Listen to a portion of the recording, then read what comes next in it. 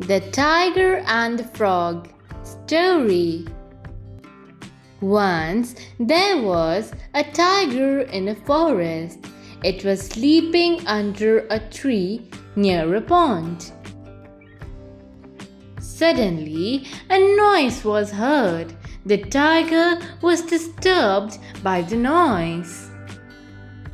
The noise was continuously coming from the pond. There was a frog in the pond. The tiger came to know the frog has made the noise. It angrily jumped into the pond to catch the frog. Then the frog realized his mistake, but the tiger caught the frog and killed it.